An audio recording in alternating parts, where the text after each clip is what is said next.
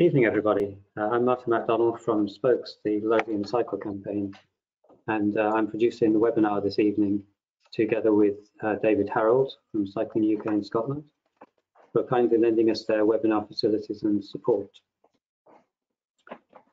After my introduction, I'll be handing over to Dave Defoe, also from Spokes, to introduce the event itself, and then to introduce our speakers one by one, in turn for them to talk for approximately 5 minutes on their party's policies. And after that, Dave will then make a few brief announcements about upcoming activities. And then we'll move on to about an hour of questions and answers from questions that you can submit and questions that we've already had emailed to us. You'll notice on your control panel that there's a bar labeled questions, and if you click on the arrow on that, it should expand it, and you can type questions into there and send them in to us. And then myself and Ewen Maclean, who will be who's from Blackford Safe Routes, he'll be hosting the Q&A session, and we'll try and manage the questions as and when they come in. After that, each of the candidates will have the opportunity to give a brief summary, approximately a minute, on what their key points that they're taking away from the event are, and what they'd like you to take away. And then Ewan will sum that up, and I'll just come on for a brief thank you and good night. And we aim to finish by 9:30. And as I said, the final hour will be the question and answer session. And if all goes well, then you won't be seeing or hearing from me till the end of the evening. And if Dave would like to turn his camera on now, I'll hand over to him.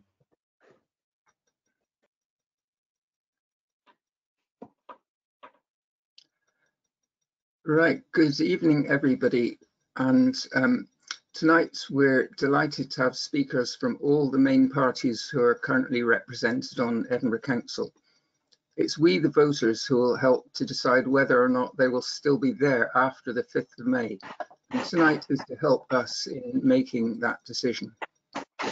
First, a few comments on Spokes priorities, party manifestos, and deciding how to vote.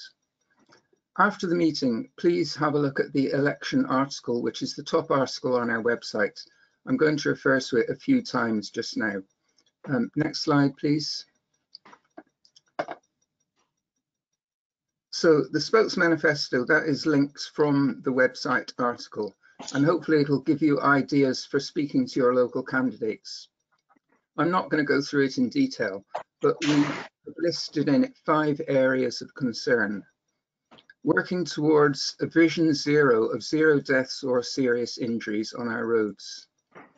Actions to achieve the existing extremely tough council target to reduce car kilometres 30% by 2030. A comprehensive cycle network, safe and welcoming for all ages and abilities, emphasising protected infrastructure on direct main road routes, including improved and permanent spaces for people infrastructure. A new bike hire scheme, expansion of cycle hoop on-street bike storage, and inclusion of bike facilities in road resurfacing schemes. Finally, of course, to maintain and increase Edinburgh's policy of allocating 10% of the transport budget to cycling infrastructure and maintenance. Next slide, please. So going on to party manifestos. Tonight, we're not here to influence party manifestos because most of them are now complete. And indeed, one of them, Labour's manifesto, is already published. Manifestos are extremely important because if something positive or negative is in a manifesto, for example, we will do X or we will not do Y, then more often than not, that promise will be kept. However, manifesto promises are far from being the whole story in deciding how to vote. Here are 3 reasons why. First, unexpected events are likely to happen. In the last council election in 2017, Not a single party promised that they would install 40 kilometres of main road semi-segregated cycle routes, and yet that happened. It was due to decisions based on COVID, and indeed it was probably the biggest thing that has been done for cycling by the current council, even though it was not in any manifesto. Similarly, government may take decisions which affect what a council can do or cannot do, regardless of what was in council manifestos. For example, governments can drastically raise or drastically cut the funding specifically allocated to active travel. So we need parties which have a general disposition towards climate-friendly and public health policies, who feel open to innovation and who will work with whatever new opportunities or setbacks arrive. Secondly, topics may be omitted from manifestos. They may be omitted because the subject is just taken for granted, or possibly because the party couldn't agree on a position, or because something was considered too controversial to be mentioned, or for other reasons. If something is not mentioned in a manifesto, that leaves it open for the party to go either way as time passes, and it gives us and you a great opportunity for lobbying in future. So again, does the party's general approach suggest that its decisions on such things will be positive on active travel and the environment? For example, at the 2017 election, there was not a single mention of segregated cycle routes for or against in the SNP manifesto. And yet, with SNP as the biggest party on the council, segregated cycle routes are happening. Thirdly, while manifestos are extremely important, individual candidates matter a lot too. If a councillor is very supportive of a particular issue, such as cycling, they may well push their party to go further than the manifesto. They may take individual cycling initiatives, and in really exceptional circumstances, they may even vote differently from their party, as did in fact happen once or twice on cycling issues during the current council. Conversely, if most councillors in a party are uninterested in a topic, then there's little chance of going beyond manifesto promises, and things can even move backwards. Next slide, please. So, how do you decide who to vote for? Manifestos clearly must be very important in your decision, as anything in them is likely to happen. But apart from any specific promises on cycling and transport, does the manifesto give you the feeling that this party really understands what concerns you about our future and will take decisions in that light as events take their course? As already mentioned, individual candidates can matter greatly. So even if you normally vote for a particular party, is there another candidate in your ward who you think will really put their heart and soul into pushing active travel or other issues that concern you? Fortunately, the voting system for council elections helps us greatly in this sort of dilemma. Council elections use the single transferable vote, which in my personal view is absolutely great. It means that you do not have to vote for just one candidate. Instead, you number candidates in your order of preference by writing 1, 2, 3, etc. beside each name.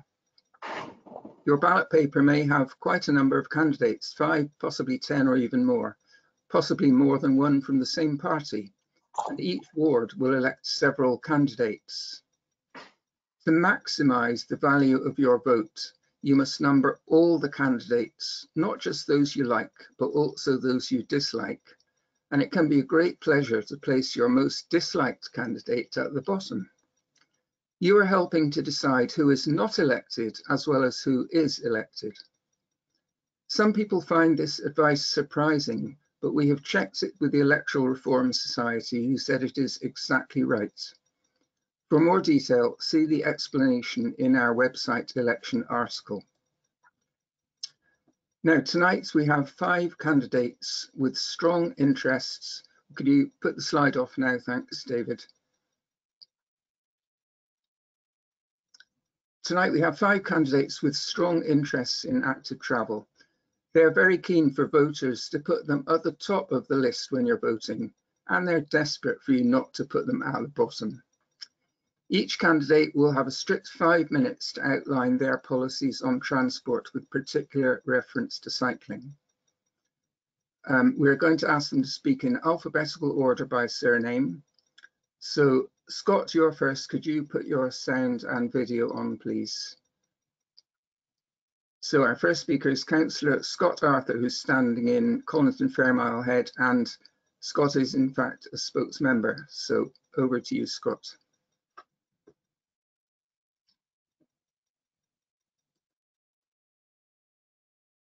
So thank you, David, and thank you, Harold, Martin and Ewen for arranging this evening. It's my first hustings of this election round, and I think I'm right in saying it's my first hustings ever actually as a candidate, so quite an experience for me. One I'll remember, I'm sure. So as Dave explained, I'm currently the councillor for Collington, Oxgangs and Fairmile Head. Outside work, I am an academic. I work in urban drainage, urban flooding, so very much climate change driven field these days. And I also help set up Fairmile Head Energy Hub, which helps people live more sustainably in the Fairmile Head area. Cycling's been the main mode of transport for me all my life, apart from a brief period when I was doing my undergraduate degree in Dundee. And in fact, after I had heart surgery in 2015, cycling together with the park run helped me recover both physically and mentally from that ordeal. And I'm not unusual in terms of cyclists in Edinburgh. I've got 4 adults in my house. We have 7 bikes, some of which my wife is threatening to take to the bike station to be recycled. 2 bus passes, and we share a hybrid car. So every day, either formally or informally, when I leave the house, I make a decision about how I'm going to travel, where I'm going to walk, cycle, take the bus or drive. And I think that's what transport is about. It is about choices. And I think it's a job of the council to make sure that people have the option of a sustainable alternative to using the car, particularly for unnecessary journeys. I think Labour's track record on this is quite good. I think the reason we have one of the best bus services in the UK is because Labour fought for it to stay in the public sector.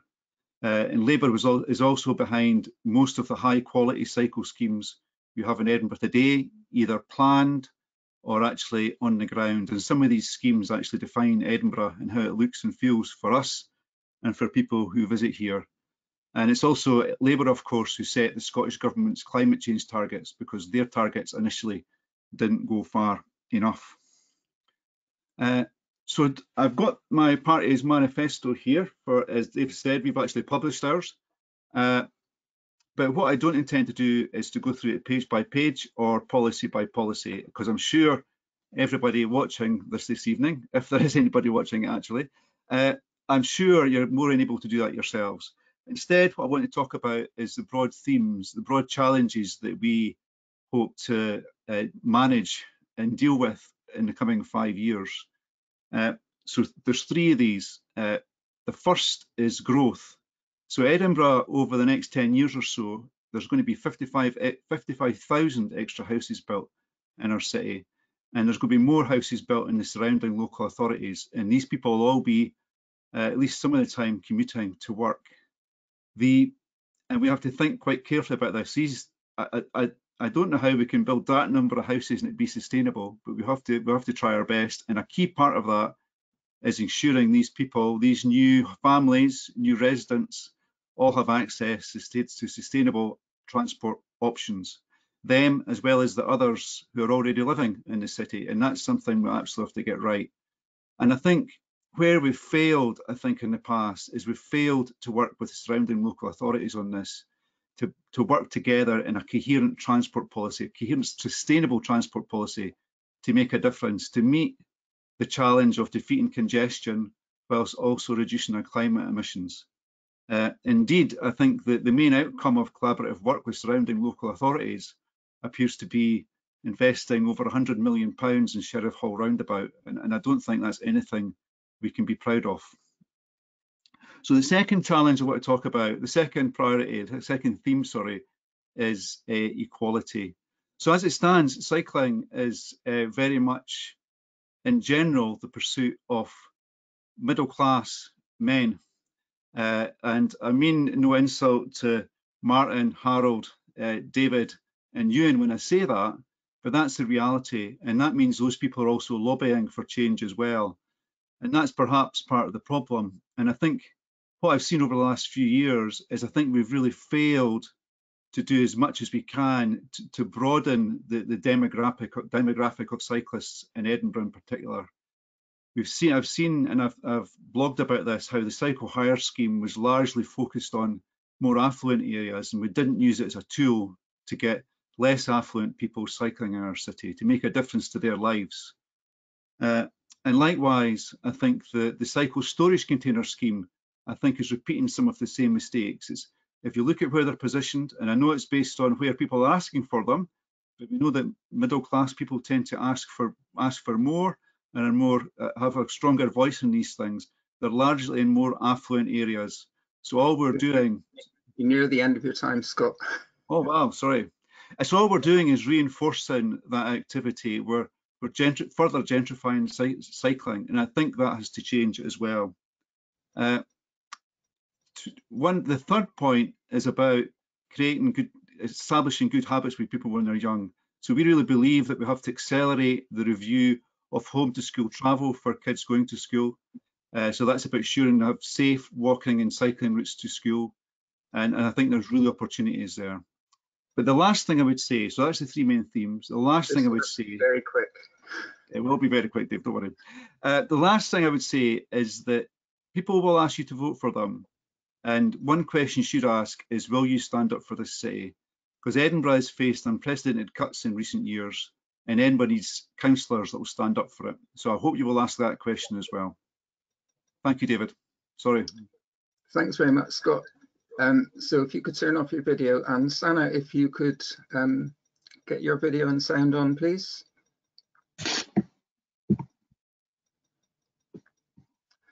So this is Sanne Dijkstra-Downie, who is standing in 4th Ward. That's not F-O-U-R-T-H, it's F-O-R-T-H, and that covers Granton and Trinity.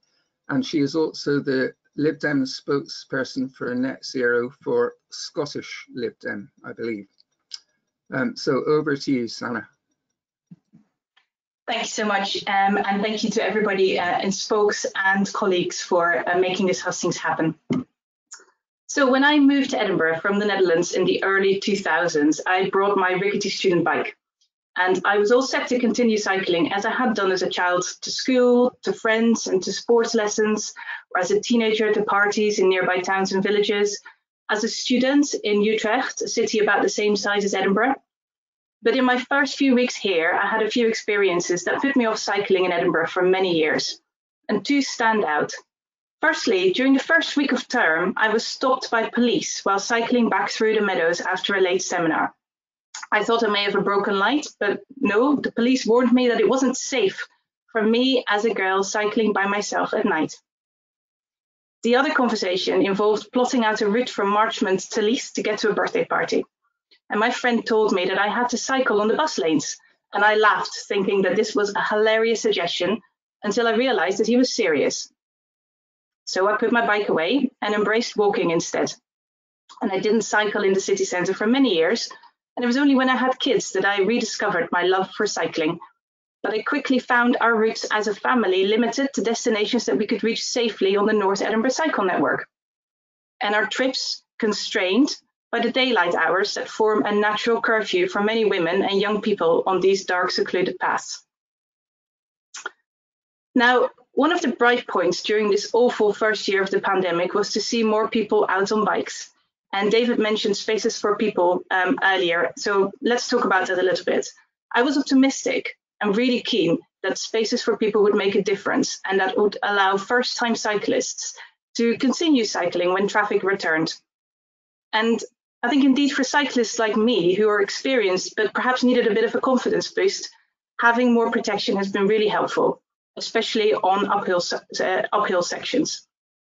But at the same time, I think we can agree that the scheme has also been somewhat of a missed opportunity, not because it was too ambitious, but because it didn't provide enough safe, connected routes.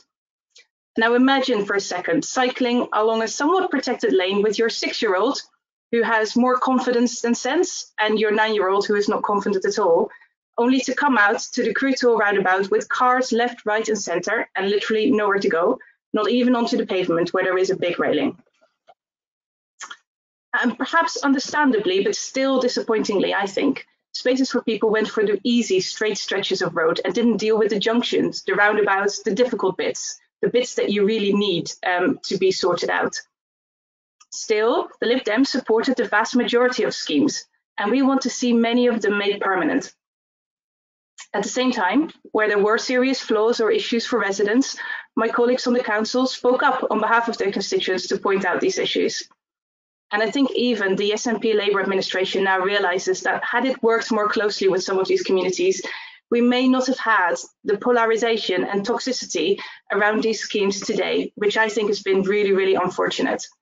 Because what's really galling in all of this is that for all its good intentions, the flaws in the scheme have allowed the Conservatives an opportunity to kick against Spaces for People as a whole in the belief that it will be a vote winner. So I would like to think that all of us on this call are really united in the view that more cycling is actually a good thing. So perhaps after May, we can begin to take the party politics out of all of this and actually work together towards better and safer routes for all. Because for me, the challenge is clear. Increasing cycling uptake is all about giving people choice by improving safety, so that women can commute safely along main routes rather than dark off-road paths, so teenagers can cycle to school or to friends and not need to be ferried around, and anybody who wants to leave their car behind can choose to do so safely.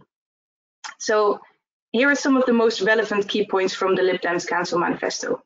First of all, we would invest in fixing the potholes that we all know are so dangerous to cyclists, and the same for pavements. We want to work closely with communities to deliver high-quality active travel projects that make a meaningful difference and that connect up safe routes for all. We're particularly supportive of making routes to school safer. We're also absolutely keen to bring back a cycle hire scheme, and we want to address the backlog of critical road safety projects, which includes pedestrian crossings and local traffic calming measures. Overall, we need to get the basics right. We need to have good, clear design standards for new schemes, and importantly, we need to work with local people, not over their heads. And so let me just finish with a personal hope. As a city, I would like us to stop talking about us and them. We need to get away from that horribly divisive rhetoric, the identity politics that makes you either a cyclist or a motorist. Because as someone from a country where pretty much every driver also cycles and every cyclist drives, this has always been alien to me. And I would hope that we can get to a place where being a cyclist simply says something about the type of transport that you or your child or your grandparent chose to get around on that particular day. And if I'm elected in May, you will find in me an ally for helping to achieve this. Thank you. Thanks very much, Sanne. So our next speaker will be Lesley Macinnes. So Lesley, could you put on your video, and Sanne, could we say goodbye to you? Thank you. As many people know, Lesley is the convener of Edinburgh Transport Committee, and she is also the councillor for Liberton Gilmerson, where she's standing again. So over to you, Lesley. Thank you very much, Steve. If I can start on a personal note, it has quite frankly been the honour of my life to be the transport convener for the city during the last 5 years. It's a period where we've seen significant change in both the strategic direction of transport in the city and in the delivery programme that has emerged and is emerging. While the SNP group hasn't published its full manifesto for the election yet, we will be doing so shortly. I could argue that in a way we already have, because much earlier in this administration, and that's because we have the city mobility plan to guide us through the next few years of delivery and radical improvements in the transport environment in the city. I can recall when I first took on the role saying rather pompously to some senior officers, I wanted them to bring me big ideas. And that was because I understood really clearly that in the light of the climate challenges that we all knew about, but were failing to take, moving fast enough to meet those challenges, in view of the increasing population of Edinburgh, in view of the very necessary tackling of congestion and air pollution and the public health crisis, we simply couldn't afford to mess about. So it's been important for us to deliver a clear picture of the actions that we need to take, the strategic objectives that we need to spell out, and why it's so necessary to move on from the status quo to challenge assumptions about how this city works. So those big ideas I mentioned earlier on have centred around 4 key developments which I've shepherded through committee during this council term, much of which will be familiar to you. They are the City Centre Transformation Project, the Low Emission Zone, which is in its last stages, the Trams to Newhaven Extension Project, which of course is a massive mass transit piece of work, and then lastly the City Mobility Plan. Now that was developed in conjunction with the City Plan, which is of course a blueprint from development over the next 10 years. Can I just apologise for my companion in the back here? If she makes a noise, I apologise. I'm having difficulty in keeping her under control tonight. But it was obvious from the very start that all of the different projects, different transport strategies had to start to work together to become much more cohesive than they had been in the past before, much more coherent. So we need to be, these policies are all about making the city much more people-friendly, more sustainable and healthier. And clearly cycling sits at the heart of that as far as I'm concerned. They're all about being as ambitious as possible, to find ways around legislative limitations which slow change down, to find funding where possible, and to coordinate change in this city in order to allow us to deliver what residents want. A city that is equipped to make the lives of those residents and the businesses and organisations which serve them healthier, where we no longer unnecessarily lose time and money to congestion, where the air we breathe is reliably cleaner, and where our transport choices are numerous, sustainable and better for us and the planet. So what's to come in the next council term if we are re-elected as the administration? I don't even have time this evening to list all of the projects which are getting underway and where we'll begin to see the ground being broken over the next few years, projects which will deliver the substantially improved active travel environment that we all crave. Just to mention a couple, the Meadows to George Street project will transform Forest Road and Teviot Place, George IV Bridge, the Mound and Hanover Street for cycling, walking and wheeling. We're just at the stage of publishing the final designs of those. It'll integrate very clearly with a hugely ambitious and exciting George Street and Newtown transformation project, which will give a pedestrian and bike-friendly heart to the city. And in turn, that links to the slightly infamous City Centre West East Link project, which of course is underway and where construction is gathering pace. Well, what do we have to do to encourage cycling and active travel in general? Well, a lot of that is contained in the City Mobility Plan, and I would ask anybody who in the audience who hasn't read it yet to please go onto the City Council website and have a delve into it, because you'll see in there an enormous range of actions that we are planning to take in the course of the next few years to help us reach our 2030 net zero carbon goals. So that one of the key things that we're looking at the moment, I've just recently been passed at committee, is a reduction in the amount of car kilometres being driven inside this city by 30%. That's substantially more than the Scottish Government target. And the reason for that is that as an urban setting, we can help to deliver the national picture more effectively because we have greater opportunity here rather than in a rural area. So we have that very ambitious 30% reduction in car kilometres. And that will require all sorts of actions to achieve that. We have to provide more in the way of mass rapid transit. So we are looking at expansion of the tram network in the course of the next few years. Lots of work to be done to decide how that might look, and if so, how do we go ahead and do that? Lots of demand management tools, for example, the workplace parking levy is something that we're looking at really seriously under this coalition administration.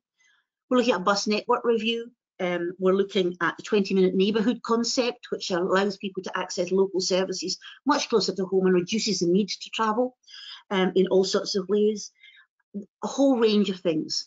Road safety, I was about to bring forward a report to this next Transport and Environment Committee that's happening on Thursday.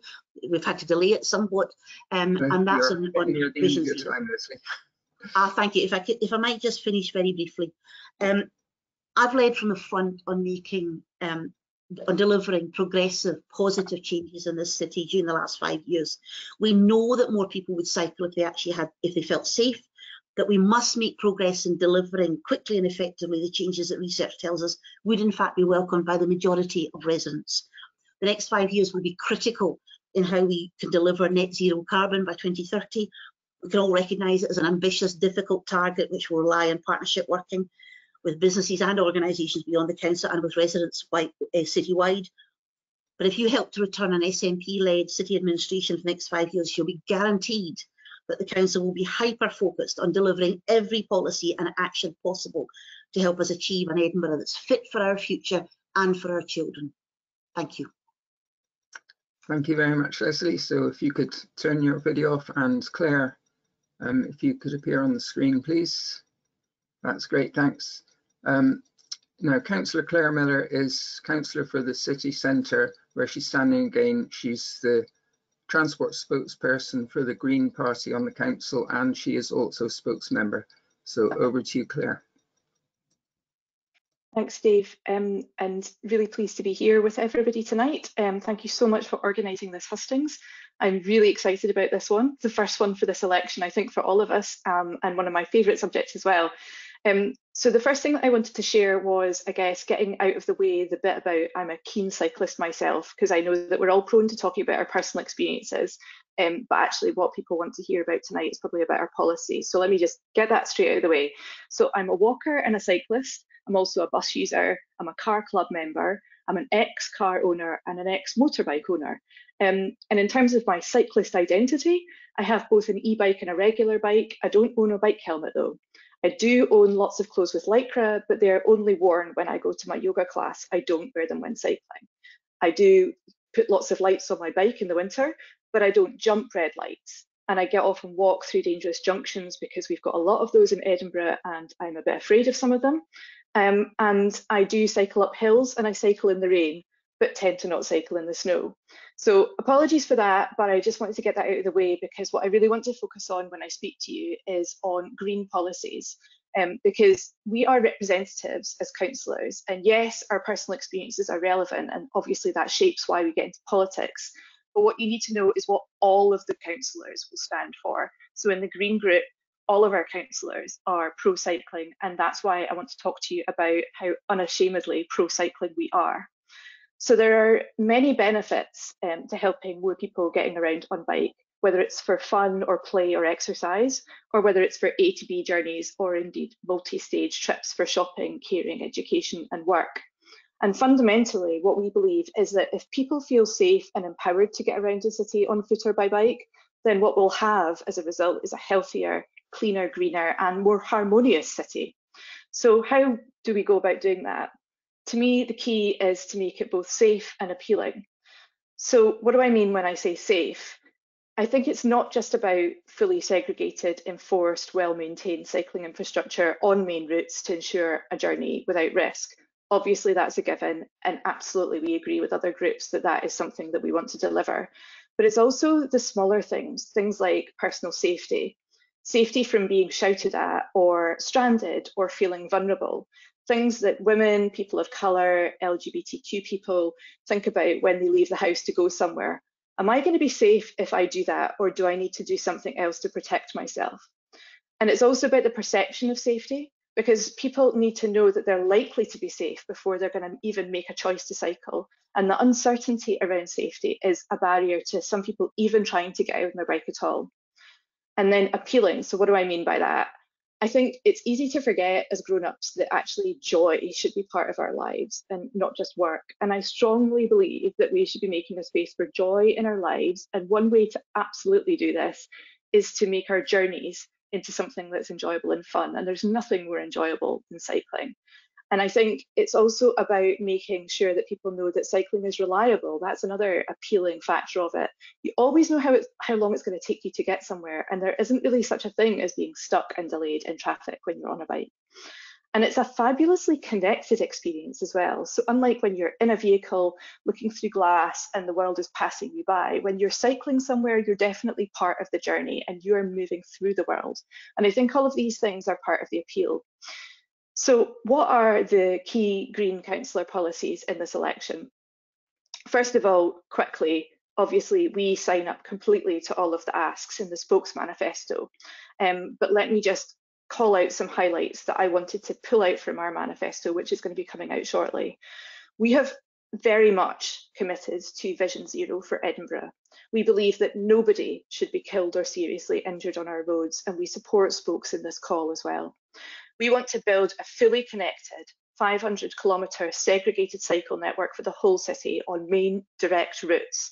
We believe that all schools should have travel plans and provide every child that lives within 2 miles of school the option to walk, wheel, scoot or cycle safely to school. And we believe that we should use the workplace parking levy as a lever so that businesses make travel to work plans and invest in greener ways to travel to work. So I'm really excited tonight to hear everybody's questions, and as well as discussing those with you tonight, it will indeed help shape the work that the Green Group will do in the next council term. So thank you so much for listening, and I'll hand back to Dave and look forward to your questions. Thanks very much, Claire. That was exactly 5 minutes. So our final speaker, Cameron, if you could appear on the screen, please.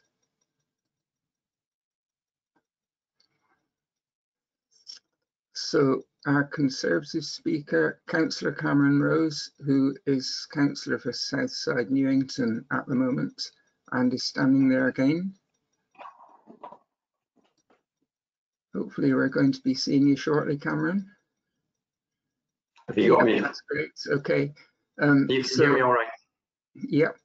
So great. Cameron, I think, is the longest standing councillor that we've got here tonight. And he's a former leader of the Conservative group on the council. And I also should add that many, many years ago, he was a member of Spokes. So over to you, Cameron. Thanks, Dave. Thanks, Martin, for organising this.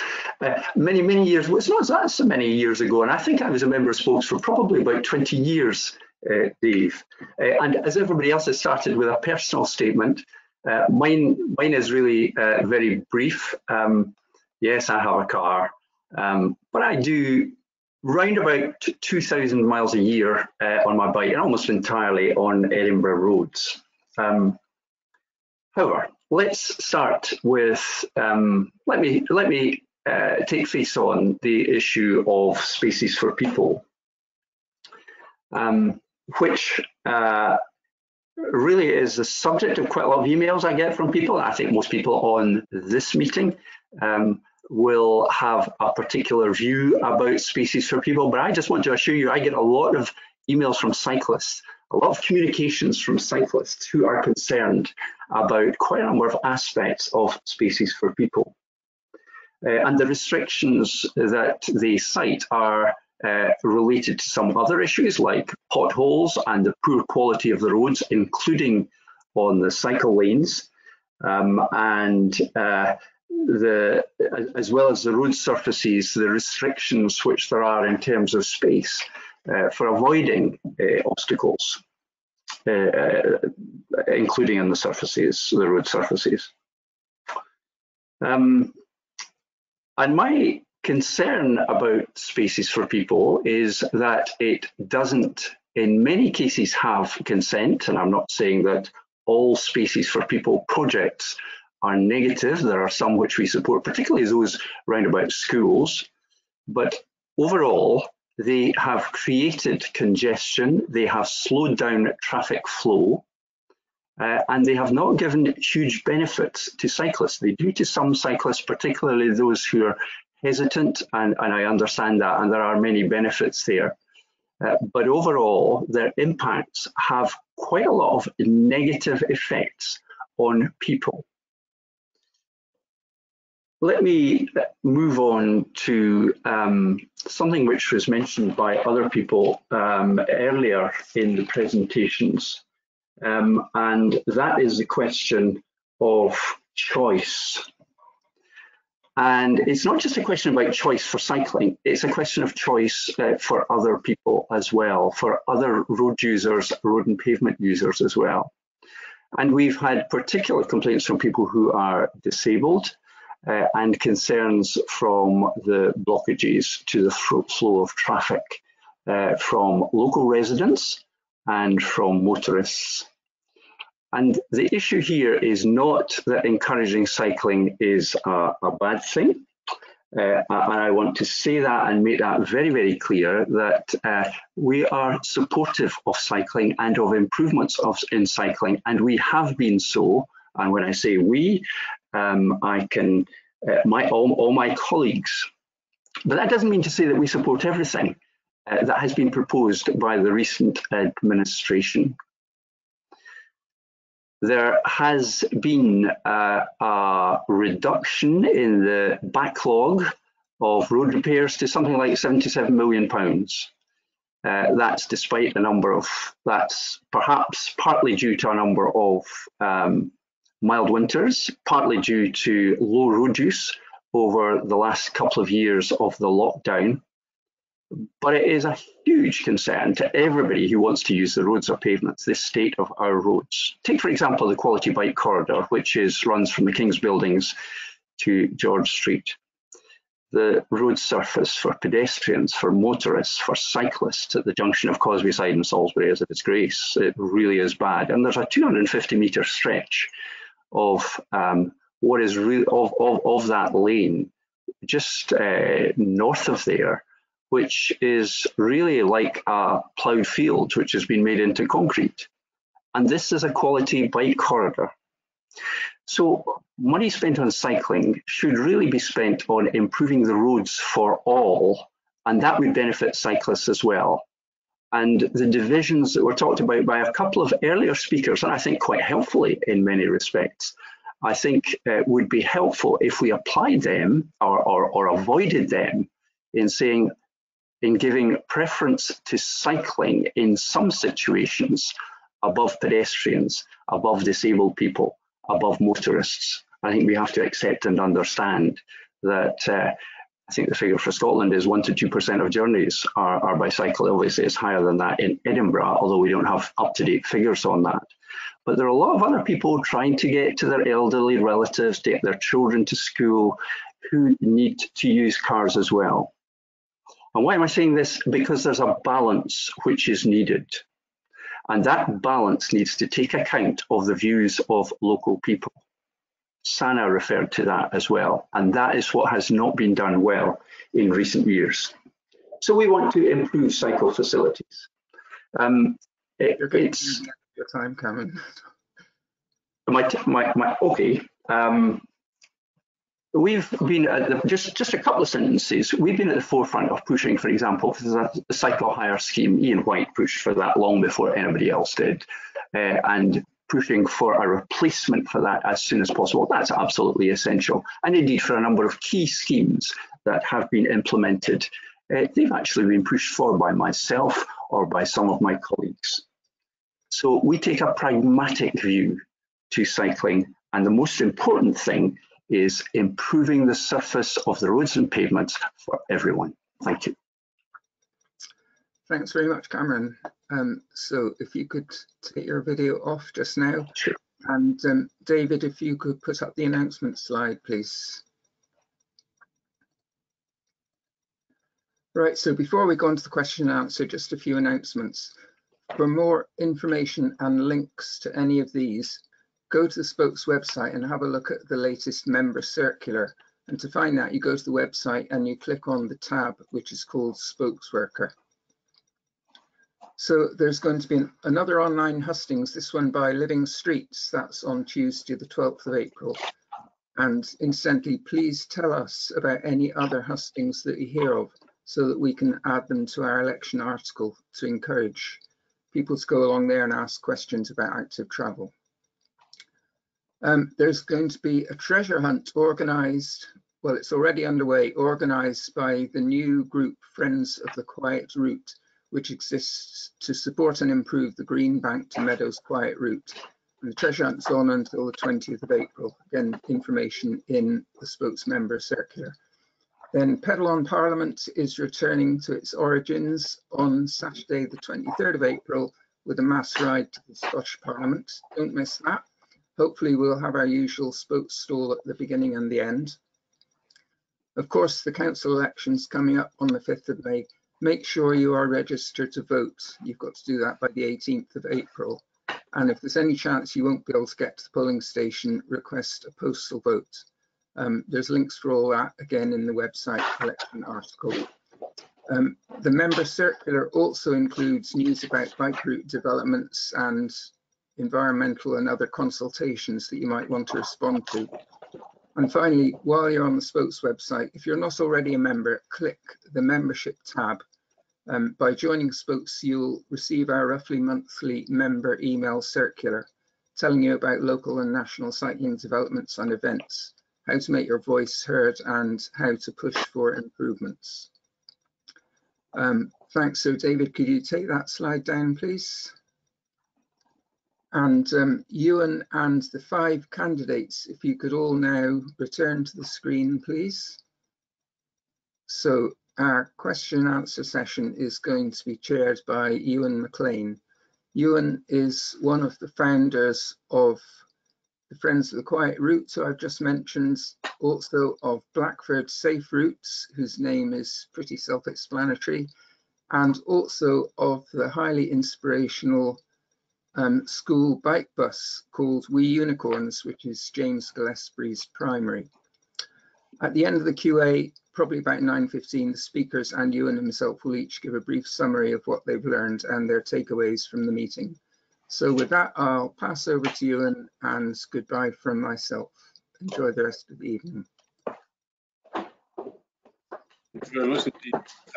And thanks Martin and David and all of the candidates. I really enjoyed those presentations. So I'm aware that I'm a member of Blackford Safe Routes, but my job here is to be impartial as best as I can.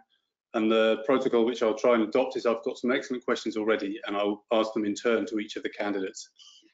One thing I would like to say up front is I'm going to be asking specific questions because I believe that we exist in a representative democracy. People who are listening to this podcast, well, to this hustings, will be making a decision when it goes to the ballot box about what they're going to vote for.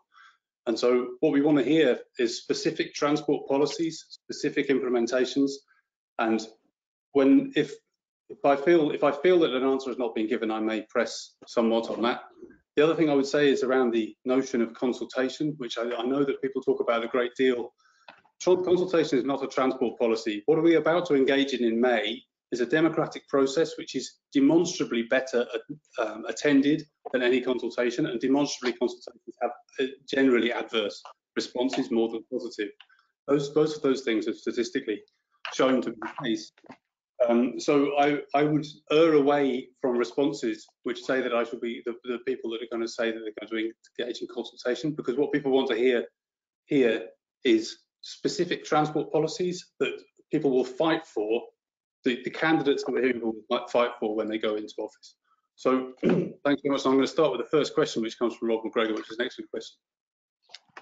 And I'll be asking in the same order as started and try and rotate somewhat as best as I can. So the question is, in an unlikely consensus at Holyrood, all parties welcome the ScotGov commitment to increase active travel funding to 10% of the Scottish transport budget, 320 billion a year. But the local Edinburgh manifestos launched so far are silent on what specific schemes this significantly increased funding would be spent on. So putting aside process issues and consultation, again, what specific projects would you spend the funds on and why? And I'll ask that to Scott Arthur first, please. So I think as Lesley Macinnes outlined earlier, we have the City Mobility Plan and we have the City Centre Transformation. Large elements of that, considerable elements of that are unfunded. And so any extra money would be put into those projects within those larger schemes. It would help fund those projects. And I have to say, this is an unfortunate place we find ourselves in. We've got these fantastic plans, City Centre Transformation, City Mobility Plan, but they're unfunded. And when we started off 5 years ago, we were warned not to go down this route because money wouldn't be available. So now we've got fantastic plans which we're struggling to fund. And £10 million, is it? I think it's £10 million. Well, £10 million would be very welcome, but I don't think it's enough. That's straight enough for you, Ewan. Sorry. Yeah, thanks. I will come back to you on that though, if that's all right, because I want to ask a question about that afterwards. But I'm going to go on now, please, to Sanne and ask what her specific projects she would propose. Cool. So I'm at a bit of a disadvantage here because I'm not a sitting councillor, so perhaps I can't be quite so specific as some of the other people here on this group, but I'll try anyway. I know that we, as a party have a big commitment to putting more money into fixing potholes, roads and pavements. Whether that comes from that particular budget, I'm just not sure, but I know that it's something that we do want to prioritise. But another really key thing for us is creating safer routes to schools. And I know others have talked about how, creating safe habits from an early age, or active habits from an early age, is really important. So I think that will be a key thing for the Lib Dems to focus on. Thanks very much. And Lesley, do you want to answer?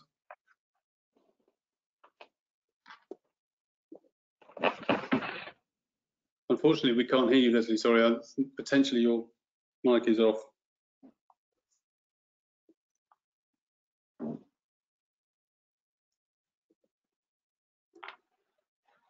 Perhaps we should go to Claire just for now. Maybe Dave, if you could help Lesley. Yeah, shall I fill in? We've got a big long list of things that we would love to spend more money on, and at the moment I think funding is one of the big issues that we would want to deliver way more than we can at the moment with the funding levels that we've got. So I guess the first thing that I would say is we would spend money to actually begin to raise more. So we need to spend money in order to implement a workplace parking levy, and getting that in place will then raise more funding. And another point is that some of the funding that we are given by government enables us to draw in additional funding in terms of match funding from Sustrans, etc. And so a huge way in which we will meet that unfunded gap that Scott mentioned is by ensuring that we maximise the amount of money that we can get in elsewhere. In terms of things that we would want to expand, I think clearly we need to roll out more of the bike storage lockers. We need to ensure that we do more on cycle path maintenance, and that's not just potholes, it's also winter maintenance, roof clearing, etc. We need to find a subsidy in the council for the new cycle hire scheme, because it was unfortunately plagued with vandalism, and we need to think about how we ensure that a subsidy is provided by the council or the government to make it financially sustainable over the long term. And a key thing for me is to spend money on completely overhauling our dangerous junctions. And I'll say specifically the one at Portobello High Street, which I've spent a lot of time trying to push for changes for that junction, because we absolutely cannot have junctions like that where cyclists are signposted to travel through them, but they're so risky. Thanks very much. Lesley, if you managed to get your sound back up. Yes, it turned out I was muted by the organiser, so I'm going to claim that I'm being silenced in terms of this debate. However, I also regret the fact I came after Cllr, because in fact she's covered a lot of the topics I would be looking at as well. Because in fact we have already on the books, despite what Scott was saying, we actually have funding of £118 million for our investment programme over the next short number of years that has come, most of which has come directly from the Scottish Government.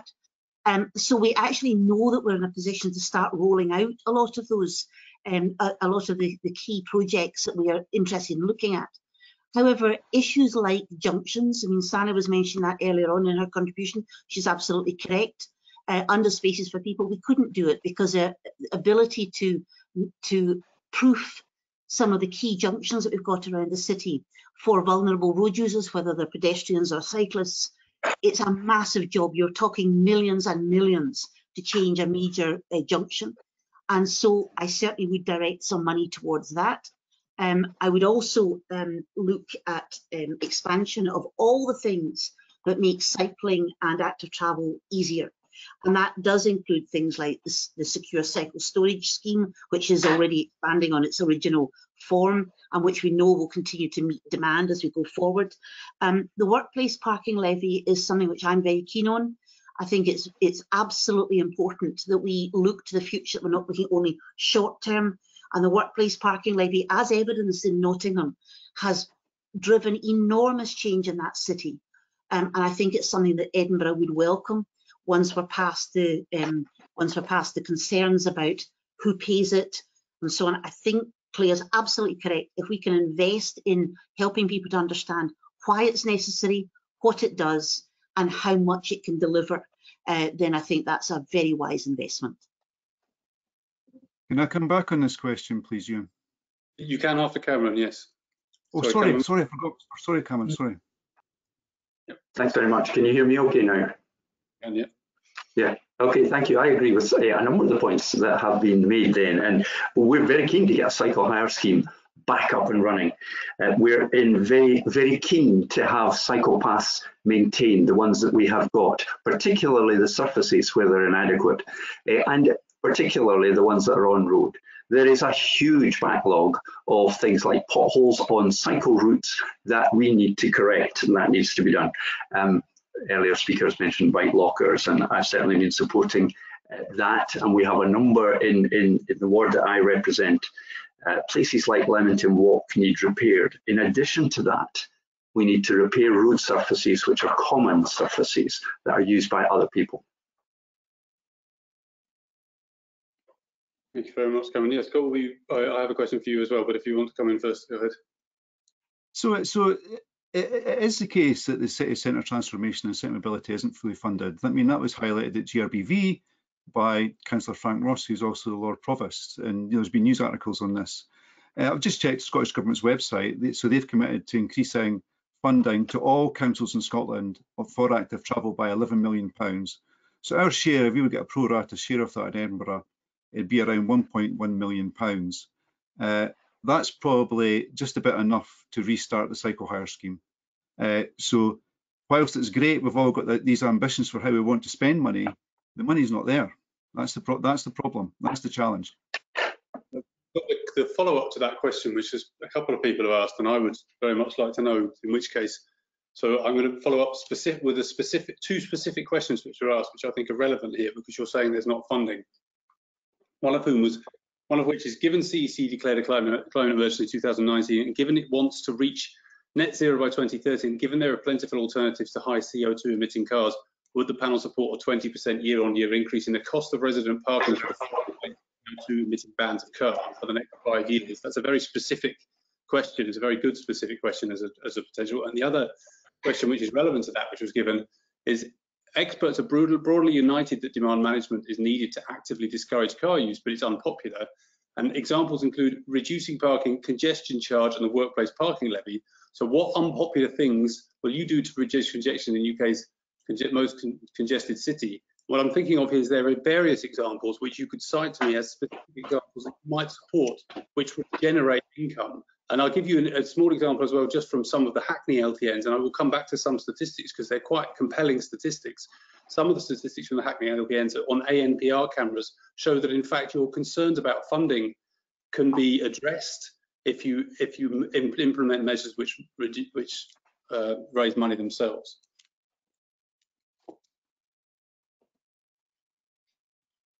Sorry, yeah, the question is to you, Scott, as to what schemes would you support in order, for example, workplace parking levy or ANPR incomes, would you support to raise money as opposed to talking about government funding? So it's not clear to me how ANPR cameras would raise money. Well, I mean, as an example, I'm not here to talk about these things, but as an example where you have low traffic neighbourhoods and modal filters where people are not able to go through, and you have modal filters which are deliberately permeable for emergency services and blue badge holder access, ANPR cameras are stuck there in order to stop people from going through. And in fact, one of the things that implements their cost is demonstrable is the fact that the ANPR cameras are put on to begin with, and that's a great deterrent to stop people doing it. I'm just giving you a very small example, and I gave you three other examples. Things, examples you might support. So I get the point that we could increase enforcement within the city for things like where we've got modal filters, etc., and people aren't behaving. But I mean, my hope is that people will behave, and those cameras then will have zero income. But of course, we know that's not the world we live in. We'd have to see whether or not that would work as an income source, but that seems entirely reasonable to find people who are breaking the law. Whether that money would come to the council or go to the police isn't clear to me, but to be honest, I would have to think about that quite carefully. Workplace parking levy. I think what Nottingham's shown is that it does raise income, and that's, of course, that's a good thing. But what it's not doing really, and I've been speaking to Sustrans about this, is what it's not doing is reducing the number of people who are commuting into Nottingham by car. It's priced some people out, and they've switched to more sustainable modes. But what's called latent demand for driving means that the space on the road taken up by those people leaving is quite quickly filled. But yeah, it does raise income. We've looked at this a little bit. I mean, and people know I've blogged about workplace parking levy, and personally, I'm open to looking at it. But it does come with issues. It does come with issues. So what I would say is that what Nottingham did is they worked with the surrounding local authorities to implement it. Edinburgh's not done that yet. And what I would say as well is we've looked at places like the Gael. I've spoke to employers there and staff there about the implications. Displacement parking, I think, would be the result out there. Where I work near a park and ride. There's concerns about people simply parking the park and ride instead. So we could see that around the periphery of the city there would be lots of issues. And then so we focused then just on the city centre to see if we could get it to work there, and that raised further concerns. The issue is with workplace parking levy is it's quite a blunt tool. So people who have got legitimate uses for using their car still have to pay it. So the example we often discuss is bus drivers coming in to start the shift for the day. They don't have a bus service they can use, so they still have to pay the charge. So it's quite a blunt tool. And if you read the research on this, which a lot of it focuses on Nottingham, which is the only pure workplace parking scheme in the world, really pure, a lot of it focuses on Nottingham. And what that research has shown is actually quite a blunt tool. And the reality is that something like road pricing is a much more effective way of managing these issues and generating income, because it enables you to differentiate between essential users, people who are working, starting shifts very early, or perhaps specific job types, and people who are basically making non-essential travel, and that's really what you want to curb down on. Thank you for the road pricing. I appreciate it. Can I ask all of the other candidates in town? I'm going to start with Sanne, if she's got a policy that she would support, therefore, and specifically with the question that was asked about the increasing in residents' parking charges, whether she would support that throughout the city. And I would say, yes, it's a good point to make blunt tools, but I'm not sure how many really accurate tools we have. I'm very happy to get any suggestions. So on resident parking, so the ward that I represent, there is an area there which there has been a consultation for priority parking. We've actually spoken to a lot of residents in the area who tell me that the reasons that the council gave to implement these charges are in their view not valid, because they feel that the issues that are there would not be solved by daytime priority parking, or in fact there aren't any issues at all in some areas. So it's worth knowing that there has been a survey done. That survey closed in September. The administration has not made public the results of that survey, and I gather that's going to be that's only going to be made public until after the council election, which I think is unfortunate, because I think residents should really see the results of that survey to make up their own mind. I mean, I've thought a lot about this myself, because I am, I work in an area, I support climate change research through fundraising in my job. I'm a net zero spokesperson for my party. And so, reducing emissions is something that I feel really passionate about. I don't at this point feel that asking people to pay for parking where they live is a way to reducing journeys. What I want to see is reducing journeys into the centre, and so we need to make it much easier for people to do that without using their cars. So obviously having good public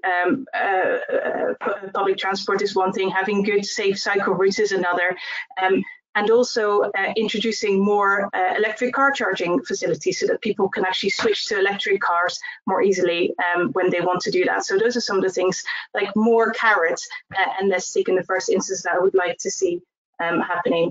And was that, sorry, there was another part of your question which I've forgotten. I'm sorry. The last part of the question. Does that cover it? No, thank you for that answer. The last part of the question was a specific question, was by Jamie Wallace, about the increase or year on year in residents' parking charges and whether you would support that in order to discourage, both raise revenue and to discourage personal car use in the city centre. Okay, I think that's the bit that I answered, isn't it, about the residents' charges. Okay, thank you. Sorry, in which case I was not paying attention well enough. Thank you very much for answering. Cameron, do you want to answer that? Sorry about. Yeah, sure. Three things I would say. First of all, you earlier said that consultation is not something you want to hear anything about or discussed as part of a response, but actually it is important to take people with you as best you can. That is something which is necessary in politics. And that leads to the second thing. We're in the midst of a cost of living crisis. We have the Ukraine situation, the price of oil, which has put up the cost of living. Now, that maybe doesn't affect Ewan, or the person who asked their question hugely, but the people that it does affect are the poorest, not only in this country, but those throughout the world, the 500 million people who are on $1 a day. And thirdly, the issue of climate change is not a trump card to be used in isolation.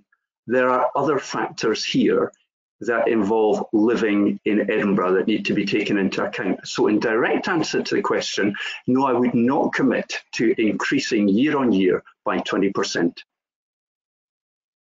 Thank you for a clear answer to that. I appreciate it. Lesley, do you have an answer, please? What policies you might support?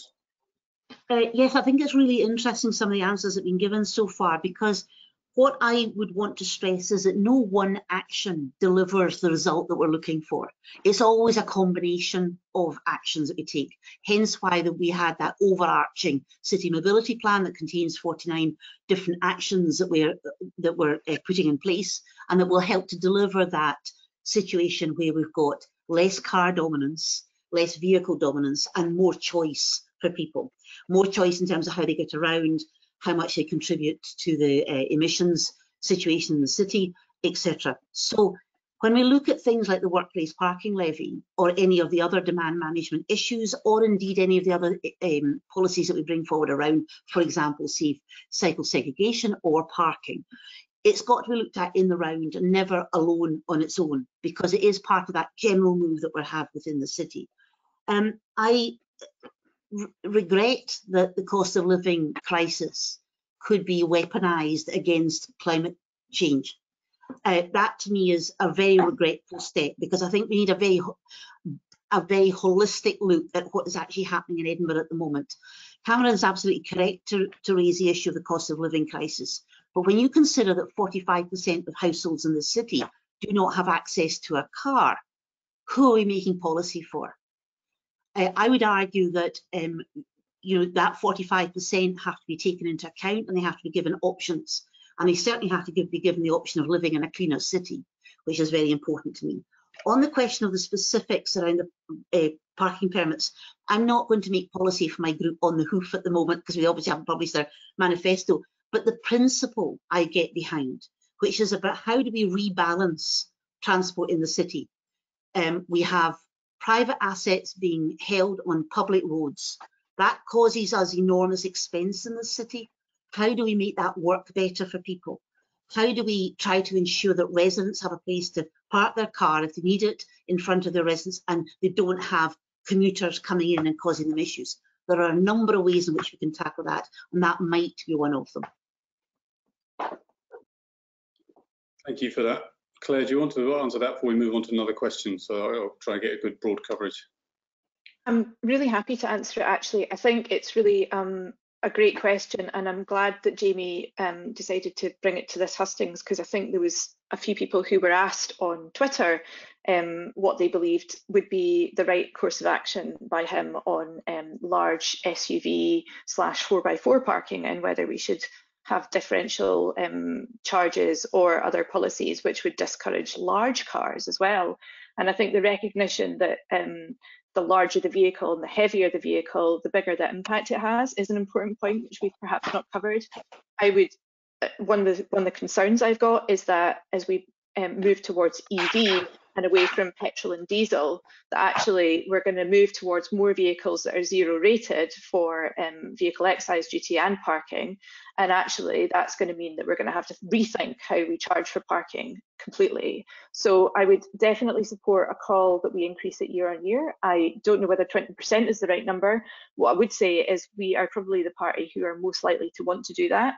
And also another thing which we have always tried to bear in mind when we're setting our budgets is the Greens have often produced budgets where we do increase that, and we haven't been supported with that proposal. So that in answer to that question from Jamie, in terms of other ways in which we can do demand management, I'm very happy to say that actually we're happy to go ahead and carry out demand management policies.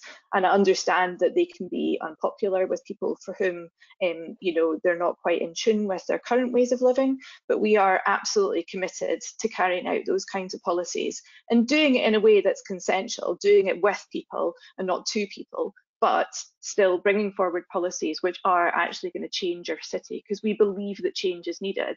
So yes, we believe that parking should be converted from on-street parking to other uses. Yes, we believe that we should reallocate space in the city away from cars that are being driven or parked to other uses. Yes, we believe that the enforcement powers that the council is going to be getting as part of the transport bill are things which we want, and we want to be able to carry out those enforcements. We're frustrated by loopholes, but we will be doing that. And as Lesley will know, I keep raising this in many meetings, we need to talk about demand management and traffic evaporation. We need to measure that so that we can prove to people that that does happen, because it definitely does, but our measurements are not great at the moment. So we need to get much better at analysing the effects of the changes that we make to our roads, so that when we do want to carry out demand management, we've got evidence around what the changes can be here. And it's okay to talk about workplace parking levy as a blunt tool, but really our job in the council is to take a blunt idea, a broad brush idea, and make it specific, design it in tune with our city's needs and deliver it for people. That's what we believe that we should be doing. Thanks very much. I got a message that my audio was unclear, and I'm sorry about this. I hope this is a little bit better. Okay. So I'm going to move on to another question that's been asked now, and there were lots of really interesting answers there. And I will maybe come back to the question of electric vehicles, because I think we ought to be honest about what that presents as a solution, whether that really is a solution or not. I may go into that later on. But I want to ask a question now which has been asked, which is against a subject, and Cameron mentioned this. But I would like to say that it's quite often, just up front, I would like to say it's quite often mentioned that people talk about the concerns of disabled people in responses to the consultation, particularly with regards to driving.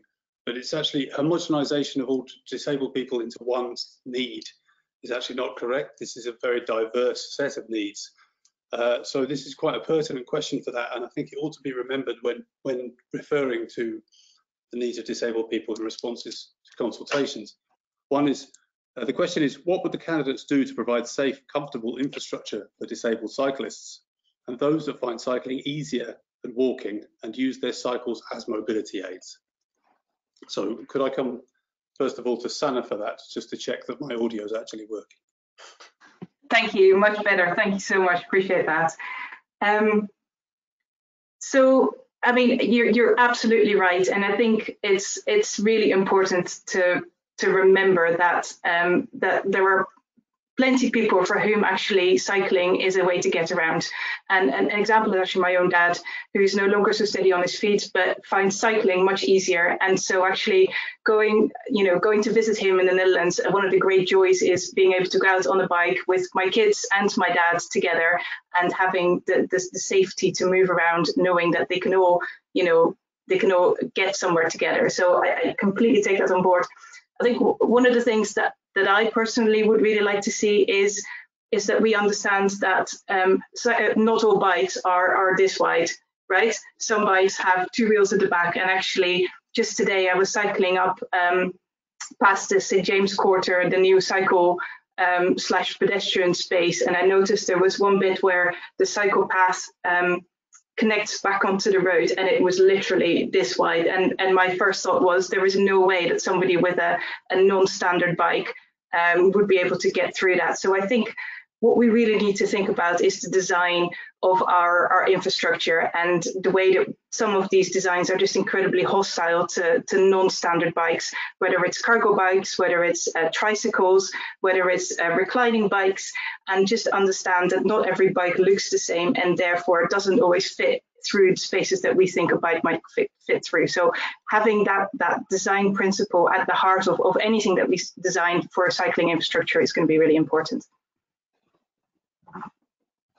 Thank you, Sanne. Great answer. Thank you. Cameron, do you want to answer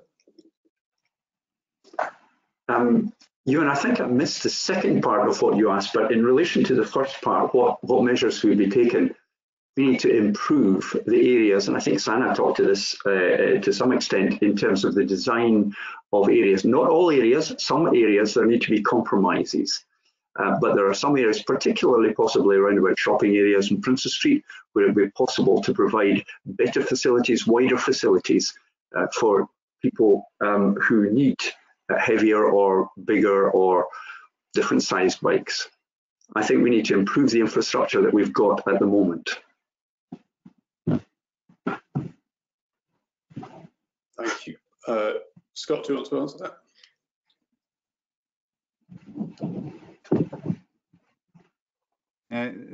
Thank you. I mean, and Ewan, going back to the original point, I think it's right to remember that you're right. We shouldn't just generalise about people with disabilities, and I do know, quite a lot of people with disabilities, hidden and quite visible, are, quite heavily use public transport as well, and that's something we do have to remember. And I think investment in public transport in the city is really important, and let's hope we continue to do that.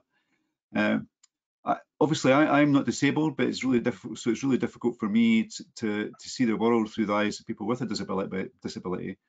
But after I had heart surgery in 2015, it was quite a minor operation, I have to say. So I'm not really looking for too much sympathy.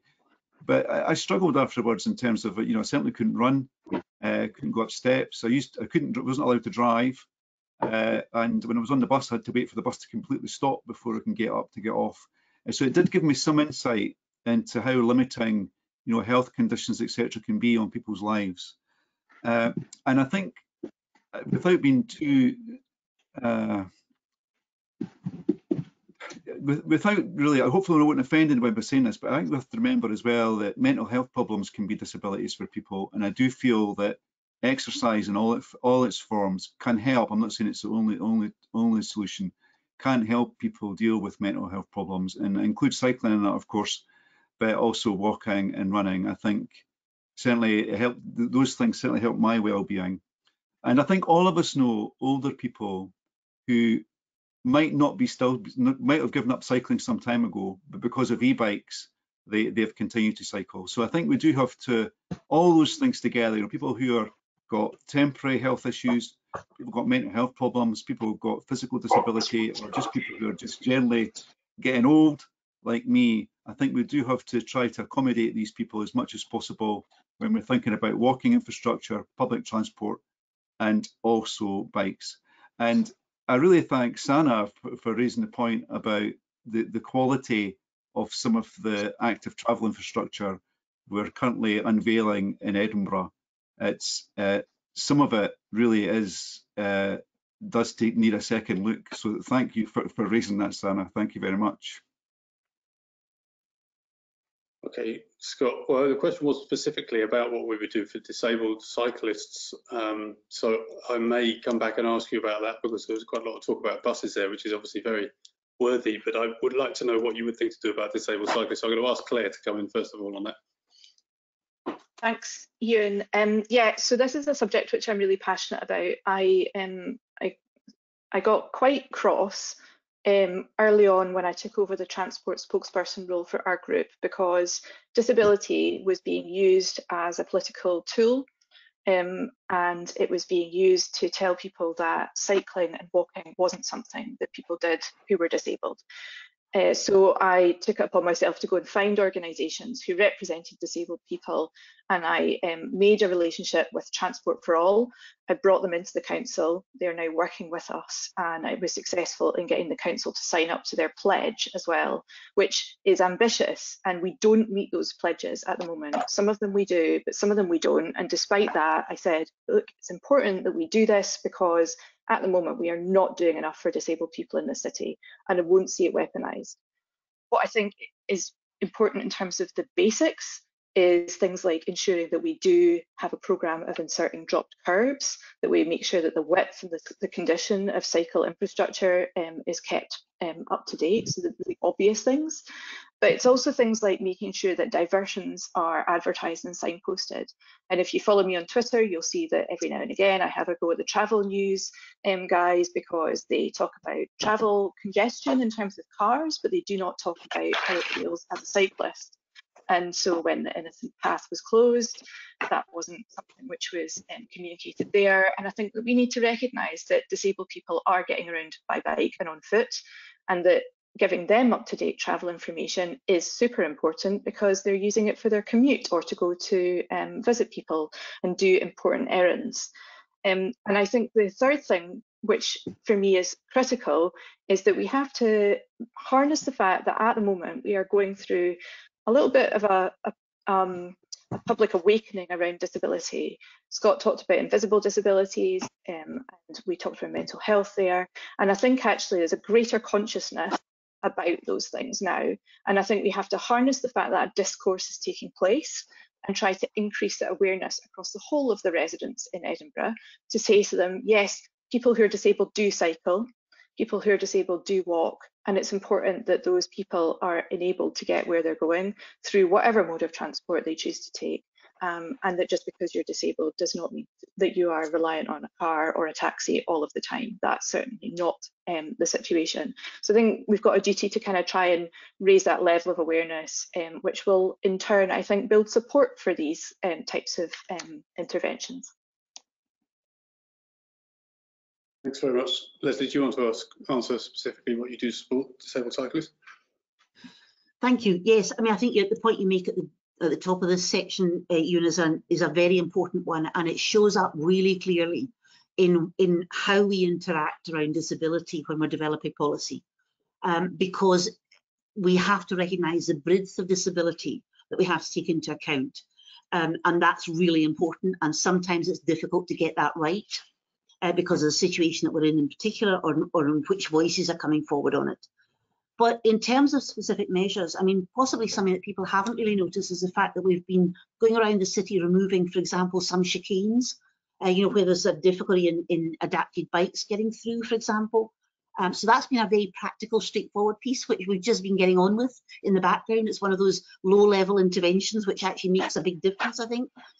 But if I had my way about it, I would be widening all of our cycle lanes for a whole variety of reasons. One of those would be to obviously accommodate adapted bikes or trikes. That's really important. But it would also increase a sense of safety for everyone, whether they're using it or not. But what that does is it takes us to a really basic question, which is, how do we apply the transport hierarchy to road space allocation in a city like Edinburgh? Because we have too many roads where it is actually far too narrow to try and get all of the functions correctly accommodated, as in, for example, wider cycling lanes.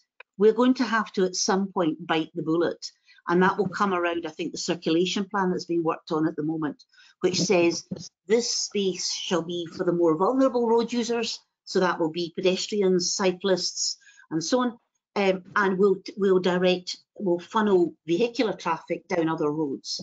I think that's one of the ways in which we're able to really verify that all of the cycle infrastructure that we can put in can accommodate everybody who wants to use it. And that, to me, is really crucial. I want to address the issue, however, of what keeps being referred to as poor quality infrastructure that we've been putting in. I would remind everybody that the new 40 kilometres that went in were put in under pandemic emergency powers at a time when the only supplies available were temporary bollards. We were scrabbling to get them, and it came as a direct instruction from the Scottish Government to put in as many of those as we possibly could in order to meet the pandemic requirements to try and reduce infection at the time. Two of the earliest schemes we put in were to service the two main hospitals to allow staff to get in without having to use either public transport or other means.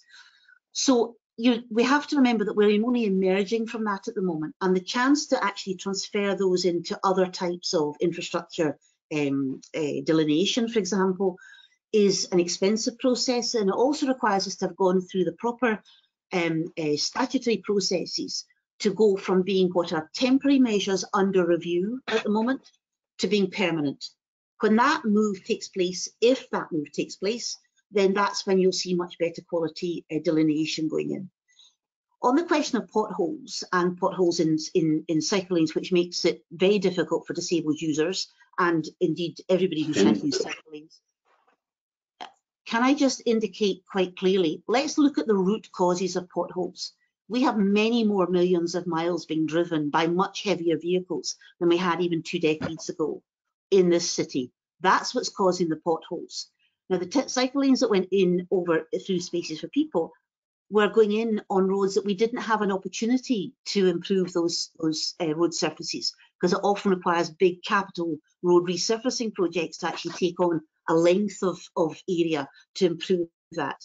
So let's be realistic about what was possible under the Spaces for People, and then let's be realistic about how we're moving towards improving all of that, because I do recognise very clearly that I'm a cyclist myself.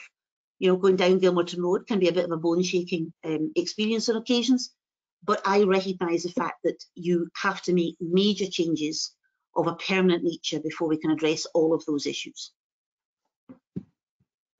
Thank you, Lesley. I'm going to follow on from that because we all. Can I just come back on something there, if you don't mind? I don't quickly, think, Scott, as long as it's a specific answer, you can come back very quickly. Yep. Yeah, I don't. When Sanne was talking about the quality of infrastructure, I don't think she was talking about Spaces for People. She was talking about St James's Quarter, and I think all of us have seen what's unfolding on Leith Walk. Now, it's not my part of the city, but and I'm not familiar with what the issues are there. But if what's unfolding on Leith Walk is the answer, I'm not quite sure what the question is, to be honest. And I think this is what comes of trying to please everybody and we end up pleasing nobody. It looks like an obstacle course for both pedestrians and cyclists, and it's not complete yet. And goodness knows what's going to unfold at Piccadilly Place, where again, I don't think anybody's going to be happy. So this isn't Spaces for People. This is projects which have been in the pipeline for a long time, and serious money has been spent. And whilst Edinburgh is proud to be a European city, I've never seen anything like this in any other European capital. You and I'll need to come back on that, please, if you don't mind. Yes. Because it's really important to get. Yeah, it's really important to get a bit of clarity attached to this. What's happening on Leith Walk at the moment? Okay, there has been, for example, a lot of public comments about lampposts being left in the middle of cycle lanes, etc. Those are all scheduled, and it's been stated quite clearly publicly. Those are scheduled to be removed, but they can't be removed at this point because of the need to have lighting along that area at this point. It's not a completed course, so you have to give it space for the correct project management process to take place on that. I've also intervened because I wasn't particularly happy with the way in which the route had been taken. It was not a particularly pleasing one. I don't think it helps anybody in terms of safety, and that's being reviewed and changed as we speak, as is the quality of the cycle lane path. So these are things which have emerged from what is the largest infrastructure project, transport infrastructure project, being undertaken by a sole local authority. I think we need to give it space to be finished before people start to comment too negatively about it. Sure. Ewen, can I very briefly come back on that, just to clarify, because this was the original one, if I may.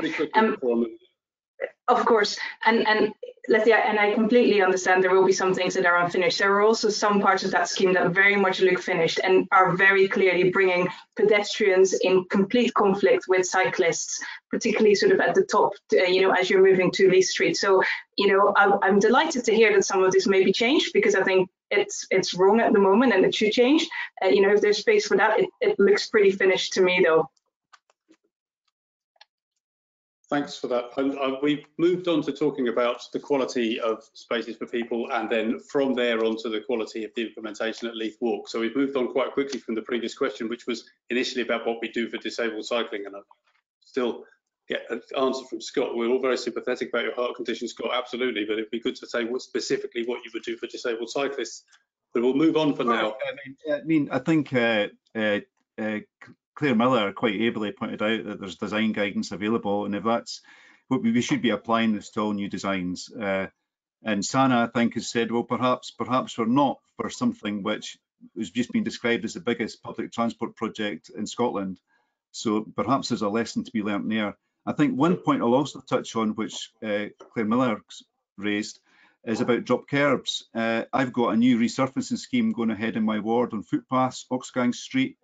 Really disappointed to see that that's not coming with drop curbs, as I was watching a mother delicately lowering a pram down over what I thought was quite a deep curb. So I think really going forward, when we resurface footpaths, we should be fixing drop curbs. I mean, it's just a given, I think. We shouldn't even, hopefully we can all agree on that at least. Absolutely, yeah, thank you, Scott. That's a good point about drop curbs. I'm sure everyone agrees about that.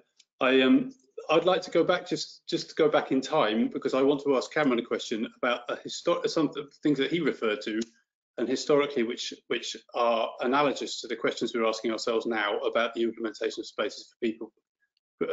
He referred to the quality bike corridor, right? You referred twice to the quality bike corridor in your speech, which was great. And the reason why you said that it was not a quality bike corridor, at least the reason why you used the word quality in an ironic context, was because of the surface on Causeway side as it is there. So, but I want to ask, do you genuinely believe that the thing that's going to make things safer for cyclists and for the actual modal shift that the council has issued, which is a 20% modal shift away from cars, so therefore towards cycling and walking, do you genuinely believe that it's the surfaces that are preventing people? And do you think that the quality bike corridor is a quality bike corridor were it to be smooth? Well, it's clearly not a quality bike corridor at the moment, and it wouldn't be a real quality bike corridor even if the surface was smooth for people. The question of this, it's not just about safety, it's about attracting people to cycling. And when you go across that kind of surface, it really just puts you off the marginal opportunities that people have to extend their cycling experience. So that would be the first thing that needs done. And the thing about that is it kills a number of birds with one stone. It's good for cyclists, it's good for pedestrians, and it's good for vehicle drivers as well. So you're saying that you believe that it would be a quality, you are saying that were the surface to be good, it would be a quality bike corridor in your view? I think well, we go a long way towards it, but I think there are other issues about that particular corridor that means that it is a kind of second-hand or second-rate quality bike corridor. But that would be the first thing that needs to be done that would attract cyclists. So I suppose that's a good question, in which case I can ask everyone else, and I'd ask Claire first of all, in a situation like that, so we're talking about Leith Walk, we're talking about infrastructure like quality bike corridor, and we're talking about, we've criticised some of the non-connectedness with great justification of the spaces for peaceful measures. What do you think are the actual concrete things that you would support from a design perspective to make people move from cars onto cycling, walking and cycling, and what would those concrete things be? Yeah, so first of all, I think we need to look again at Edinburgh's design guidance document. Some of that is optional, and I think that's led to the designs that we've seen on Leith Walk.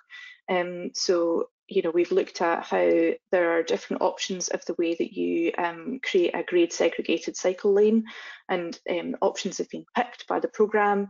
And I think, well, one of the things which I fed back to the programme was that when we look at projects like that in the future, what I want us to do is ensure that we bake into the principles and the founding principles of the programme that cycling has to be part of a project like that that's delivering mass rapid transit, because if we don't deliver it within those programmes, then we'll completely fail to reap the benefits of investing in mass rapid transit. It's really important that we ensure that we also refer to the Cycling by Design document, which was published again in a revised document last year. And I think the updates that contains take us a big step forward in terms of what kind of infrastructure we need. And I think Sanne would be an addition to the council in this, because I think that experience of the Netherlands and the infrastructure that's there is very important for us.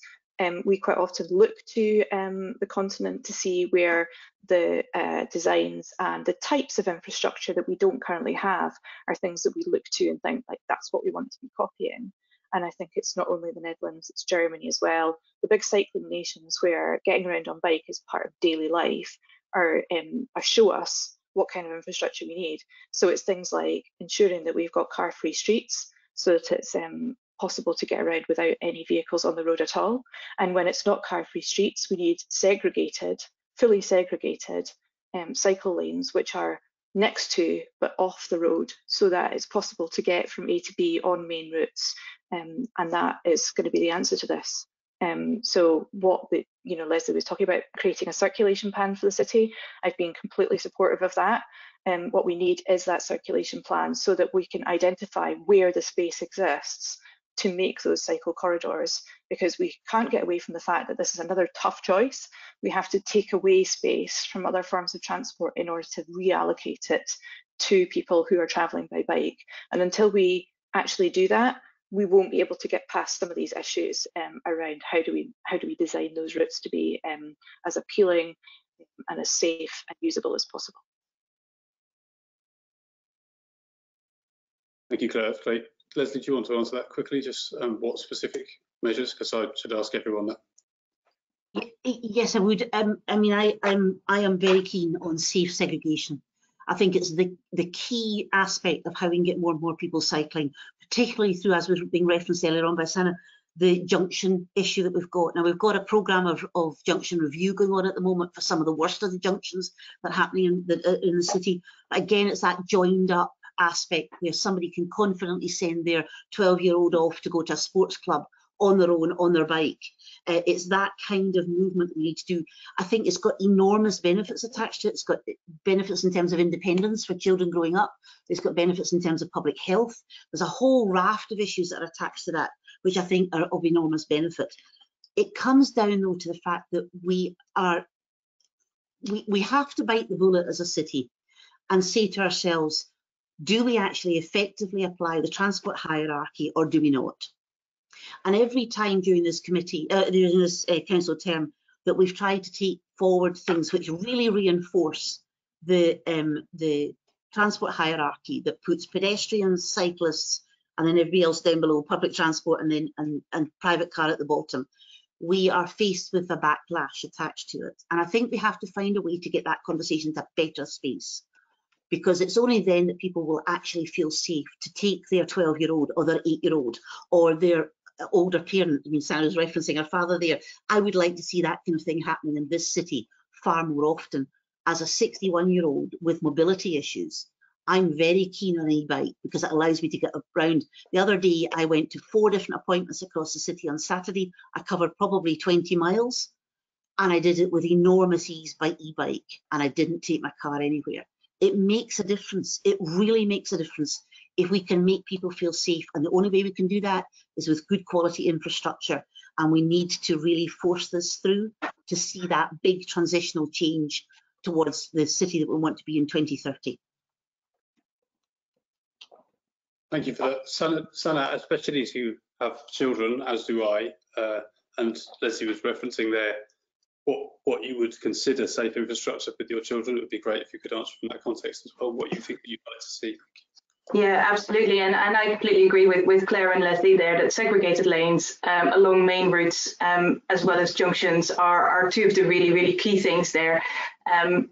especially cycling with a family. And I would also fully support where we can to make lanes wider, because I mean, I don't know if you know, but in the Netherlands, actually cycling 2x2 is really common, especially when you're cycling with kids. And that's just something that's really difficult to do with the infrastructure that we have here. Even on the shared paths that we have, where you are always, it's great that we have them, but you do always find yourself in conflict with pedestrians, with dogs, and everybody needs to sort of get around and use these paths together. But there's always, that tension there. So I think we're all agreed on that. Just three other things very briefly, I think that would really make a difference. One is storage, making sure there are more places to park your bike, especially near shops, near places, destinations where you want to go, and especially in a way that doesn't impede pedestrian access to things. I think it's really important, because, looking at the Netherlands, you see bikes everywhere. And I think one of the things that perhaps is something that we wouldn't welcome copying from the Netherlands is that I think cyclists are at the top of the hierarchy in the Netherlands, sometimes at the expense of pedestrians. So it's something definitely to keep in mind. The other thing is as Claire said, design a consistent language of the road, so that you instantly know, if you see infrastructure, yes, this is meant for pedestrians, this is meant for cyclists. So removing that conflict, so that everybody understands where they need to be. And I think especially around diversions, as somebody mentioned, but also roadworks in general, just making it really, creating much better routes for pedestrians and cyclists, because quite often, you come to a diversion or roadworks and you're just not really sure where you're meant to be or what you're allowed to do, and making that better, I think, is important. Finally, one thing that occurs to me quite often as I'm cycling along Ferry Road, and this is something that you do see in the Netherlands, where you have filtered green lights for cyclists, where it makes no sense for cyclists to wait for the same red light as the car, simply because there isn't anything crossing your cycle lane. I stop because I'm very conscious of motorists, looking at cyclists and going, oh, there's another one skipping a red light, and I don't want to give cyclists a bad name. And at the same time, there are a lot of lights where, as a cyclist, you shouldn't really have to wait. And so if we can make these routes quicker for cyclists, especially fast cyclists, making these really kind of better routes for commuting people just wanting to get from A to B, something like filtered lights in an aspirational world is something that I would like to see more of. Thanks very much, Sanne. Scott, just want to finish off on that, and I'll move on after that. So I've got a little list of things here. Hopefully I won't take too long. The transport hierarchy. So not that long ago, I did ask officers what guidance was given to staff on how to implement the transport hierarchy, and there's not a lot. So I think that's maybe a cultural change we have to think about within the council. And to be honest, beyond the diagram, there's not much guidance from the Scottish Government either. So I'm not blaming council officers alone on that. Sanne made a really good point about cycle storage or just basic bike parking. And I think that has to be point to point. If I want to go straight from my house to my destination, and the bike racks are in a convenient place, not minus 2 levels in some damp corner of a car park. The wider issues about cycle networks. So I mean, sometimes my head tells me, well, that we should just build them where it's easy. And I have had a couple of ding-dongs with officers about this, but because I think the research shows that you're best to connect to existing networks rather than just build ad hoc sections of cycle lanes. And this is one of the issues I think which Sanne raised about spaces for people being built where things were easy rather than necessarily where things were right. And I think that's something really we'll have to come to terms with, because I think taking a binary view of that I think is unhelpful. In terms of priorities for infrastructure, so currently the council is looking at reviewing all the home to school travel plans for all the schools in Edinburgh. Some schools don't even have one. For a lot of kids, it's not safe for them to walk to school, let alone cycle. So currently what's happening is there's a 2-year period of reviews followed by a 5-year period of implementation, so 7 years. So that means kids in primary 1 this year, it's likely they'll get it's possible they'll get the right way through primary school without seeing that plan implemented. And that seems absolutely incredible to me. To me, this should be a priority. I think I think I tried to say in my introduction that I think good habits start early in life. So I think we should rip up that 7 years plan and accelerate that as much as possible. Hopefully get it completed within the next council term. Thanks, and I hope that's something else we can all agree on. Thank you. I'm sure that will be. Thanks, Scott. We've got time for one more quick question, which I'm going to get in very quickly. There's two questions that have come about, which is basically the same subject. And the question is, a health impact assessment carried out by Public Health Scotland recently highlighted the many positive outcomes for reallocating road space from private motor vehicles to sustainable modes of transport. What do you say to car drivers who do not want this allocation to happen? I'll go to Lesley first for that, please. Thanks for the nice, easy question, Ewan. It's always going to be a difficult one, because I think car drivers who feel that they rely on their cars to get around, who feel safe in their cars and so on, are always going to be concerned, possibly resentful about a major change of that nature. But we have to recognise the fact that we live in communities. We live in a city where public health should come first above everything else, and where we have to provide people with that degree of choice I keep talking about before. I think it's really important that people feel able to make positive changes that help to contribute towards their own health and towards the broader public health picture. How do we get to that point? I think it's a mix of carrot and stick. It's a mix of being able to demonstrate, actually, if you walk to that tram stop, you can get quickly and reliably to where you go to, where you want to go to. Yes, there's a new bus route that services your particular area. You know, it's those kinds of actions which I think will help people to see that there's not the requirement to use a car at all times. What is very dismaying, I think, inside Edinburgh are the number of very short car journeys that are done, and it's reflective of cities all over the place. It's a much bigger picture that we have to sort of fight against, and so we have to introduce convenient transport choices for people, and that is about revisions of bus service routes. It's about increased levels of mass transit, and it's letting people see that actually cycling isn't only for, I mean, Scott talked about that it's mainly for middle-aged men. In Leica, it's absolutely not. It's for the 8 to the 80s, and we have to give people that choice.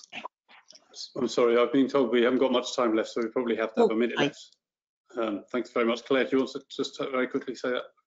Respond to the topic? Yeah, very happy to very quickly do that. I mean, I think I've made it quite clear that I think that this is a conversation that we need to be having with car drivers. The difficulty, obviously, when you start out from an adversarial kind of standpoint where it's one mode versus another, is something which we need to stop. What I really want to do is get into a conversation with people about making different choices per journey and thinking about themselves not as motorists or cyclists, but as car drivers or car users and bike users and getting around on bike, depending on what it is that they're doing. And I think that if we can do that, then the demand management piece becomes something that we can have a much more sensible conversation with people about. And I think also to try to ensure that people who are driving cars and choosing to do that understand that there are benefits for them as well. The less traffic that's on the road, the easier it is to get around when you do need to do so by car, and the classic kind of, you know, what happens when I need to move a fridge? So when you do need to move that fridge, then hopefully the road will be quieter because everybody else will be taking different choices. So for me, it's about making sure that we kind of de-escalate that conversation, talk reasonably about how we want our city to function, how we want to treat one another as fellow residents, and make things better for everybody. Thanks very much, Claire. And to you, Sanne, very quickly, please. I can keep that very quick. I don't really have much to add to what Lesley and Claire were saying. I think it is about choice. I think it is about giving people options for moving around, and hopefully, if we have well designed, well used schemes in the future, then that leaves the road clearer for those people who absolutely have to use their cars for those particular journeys. Thank you very much, Cameron. Do you want to come in? I want more active travel. I want people to cycle more. I want better health. But we need a dialogue with people in the sense that people have lives to live. And these three things are not at the top of everybody's priority list. Some people are in crisis. Some people have a very, very busy life.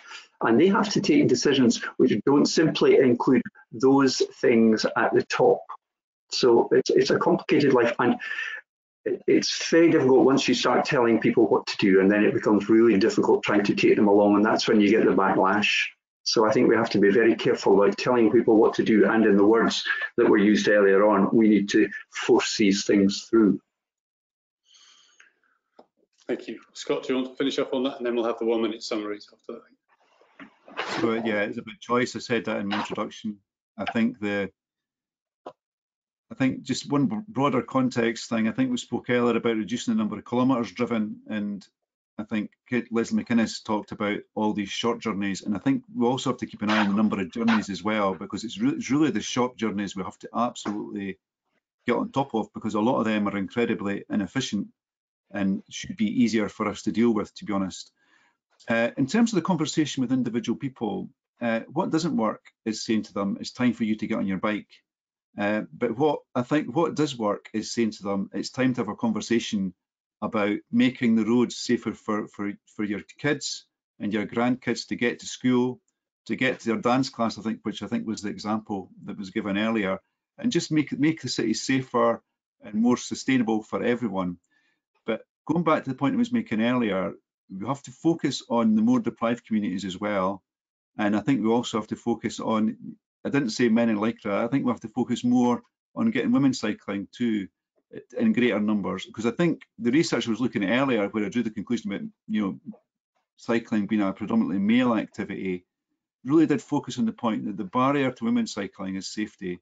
And in some cases that might be potholes, Cameron knows, but in a lot of cases it's about the wider infrastructure and the whole journey and getting through things like traffic lights and all the rest of it safely. So we have to look at this bigger picture, and we have to start reaching out to people who aren't cycling and try to encourage them to do more. And walking as well, of course, and using public transport. Thanks very much, Scott. I would point out that the real danger for women cycling, as has been pointed out by the Infrastress sisters, which I hope you're aware of, is that actually very dangerous off-road paths and the behaviour of men in particular. It's not, so potholes is a bit of a red herring in that regard compared to those sort of things. And just to point out that there are many, many incredibly strong women who go on those rides who it's not about middle-aged men going through. Absolutely. I mean, I don't want generalisation, but I've seen Lesley Macinnes nodding quite vigorously when you were saying that. But let's remember that she did table a motion saying that cyclists should be using the water of Leith. Let's remember that. You could come back on that. You did do that, Lesley Macinnes. You did do that. You wanted to close down Lanark Road and transfer cyclists to the water of Leith. I can't hear you, Lesley.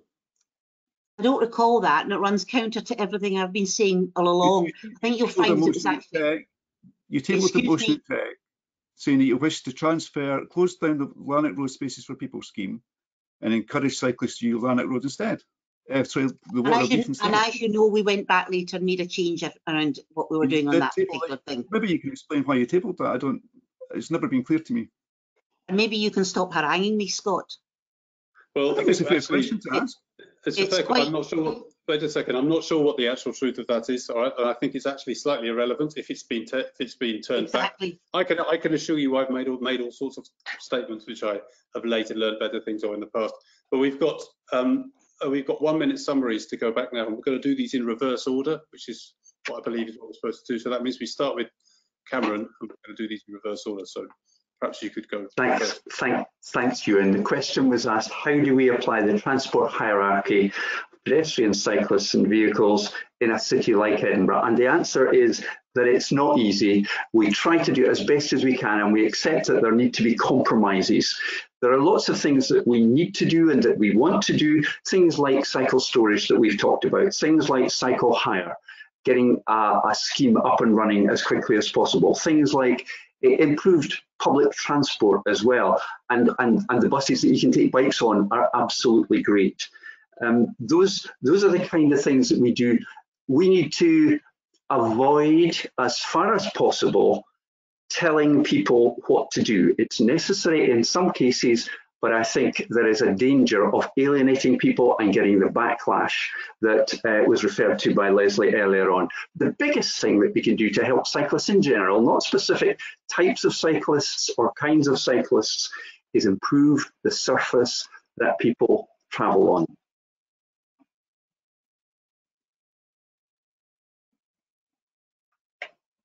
Thank you very much for that, Minutes. Cameron, I think the next person is Claire. That's right. So for the 1 minute summary. Thank you. Thank you very much. Very happy to give you my my 1 minute. I think what I've taken away from what we've spoken about is actually a little bit of hope. I was a little bit nervous coming tonight and wanting to talk about some of the demand management things that are in our manifesto, because I was not sure if people wanted to hear policies that were stick rather than carrot. And I've taken away, I guess, a little bit of hope because they came up in questions, you know, and it's clear when people ask questions that they want to hear about those things. And I feel like there is actually appetite for that. And so I'm really glad to hear that, because we definitely do need to do those things. And I think that that will unlock our ability to provide some of the other changes that we need in the city. If we can accept that we do need to do the carrot and the stick, and not just focus completely on the carrot, then I think that's where we need to be. So I think that my continued focus will be on prioritising minority groups. I believe that if we continue to focus on looking after children, looking after disabled people, women of colour, and so on, and if we design for the minorities in our city, then we will be able to improve the city for everybody. Thank you very much, Claire. Lesley. Thank you. First of all, thank you for having organised this. I think it's been a very interesting debate. I think we've all been able to find some common ground attached to that. Really, in terms of looking forward, what do we want to bring to the next council term? I think we need more of the same. We need to make further progressive, positive change around transport choices. And we need to look at this in a very holistic way. I keep referring people back to the City Mobility Plan because actually it's a blueprint, quite a widely admired blueprint for how we can take a number of different actions together that give people that choice. And that's the key part for me, as far as I'm concerned. I think we need to find ourselves a space in which we can actually deliver on the Spokes Manifesto. I think there's an enormous amount of sense sitting in there, and it reflects where I've been trying to take the city in terms of transport policy in the last 5 years, and I agree wholeheartedly with the contents of that. I think we need to continue to push through change. Yes, we need to continue to listen, but we also have to remember that there are lost voices in this city. The 45% who don't own cars, for example. I keep coming back to that because those are the people that we need to provide real choice to. It's about transport poverty, it's about inclusion, it's about public health and well-being, and for all those reasons, I fully expect that we will be wanting to push harder and faster on making positive change towards 2030. Thank you. Thank you very much, Lesley. Sanne? Yeah, my thanks also, and it's been really interesting just to hear your point of view, and I think all of the panelists here have said things that have been food for thought for me. You know, especially just a couple of things. Scott's comments about equality and diversity and making sure that cycling is accessible to much wider groups of population, well taken, and Claire's comments about the perception, not just the risk and safety, but perception and uncertainty of risk and safety. I think this is something that as a woman we can particularly relate to, but that's not exclusively to women, I'm sure. And of course, Lesley, the art of the possible, we do get that, of course, and I think we all just want to make sure that we end up with something that's going to improve things for as many people as possible in the city, and that we do achieve a modal shift for all the right reasons, from environmental reasons, for health reasons, and for giving people cheaper options to travel as well. And I think for me, it comes back to safety. It comes back to choice. How can we make, how can we make things safer for families, for women, for anybody who perhaps feels not confident at the moment cycling at this point. So, if I was elected, that's something I would love to help achieve in the city. But we do need to work with people to do that. Thank you very much, Sanne. And finally, Scott, do you want to wrap it up? Thank you. This has been a bit of an education, actually. I've learned a lot, both through the questions and listening to the answers. And I'm happy to admit I've agreed with probably the vast majority of what people have been saying. And you know, sometimes it's just the details where we're different, I think. And I think it's important to remember that. I'm hopeful that in 5 years' time, when we do this hustings again, or our descendants do it again, if that's the correct word, hopefully the demographics of who's cycling in Edinburgh will be a better match to the general population of Edinburgh, and including that people with disabilities, of course, if they're able to cycle.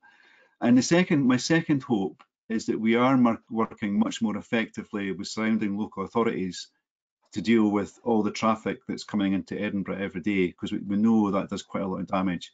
So I hope in 5 years' time, it's impossible, of course, I hope we've solved those two problems and are focusing on other things. Thank you. Thank you, Scott. I'd like to say a big thank you to everyone. I think it's my job now to sum up a minute, and I'd like to say a big thank you to everyone for taking the time. I've found it very instructive, and I said at the beginning that what I was hoping to hear was specific transport policies, and I think we've heard that. I'm very grateful for that. The consensus that I hear, which I think is very positive, is that there are various groups that we all feel we want to support. I mean, I think everyone has mentioned safer routes to schools, or school streets, and I would point out that you know, we have instructed in law the UN Charter for the Rights of the Child now, and in fact, in the blink of an eye, your children, Sanne, and my children, there will be adults making their way around this city, and I think we need to try and envisage how we want to see them going around this city. And while I listen, and we'll listen to you, all of your very good arguments about carrots and sticks and how we do things, really what I think people want to hear when they vote these things are the very principled, strict decisions you're going to make about how you're going to get people out of cars, because this is very much a necessity.